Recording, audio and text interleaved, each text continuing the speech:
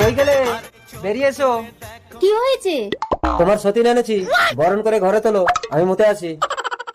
ঠিক আছে, তুমি হালকা হয়ে আসো, একে আমি পাতলা করছি। আমি জল খাবো। জল খাবে? দাঁড়াও, এই নাও, এই জলটা খেয়ে বেহুশ হও। বেহুশ কেন হব? আমার স্বামী তো নারী পাচার করে, ভালো ভালো মেয়েদের পটিয়ে পাটিয়ে এনে জল খাইয়ে বেহুশ করে বিদেশে নোংরা কাজের জন্য বিক্রি করে দেয়। আমি জল খাবো না, আমি বাড়ি যাবো। এই, তুমি চলে গেলে আমার স্বামী আমাকে মেরে ফেলবে।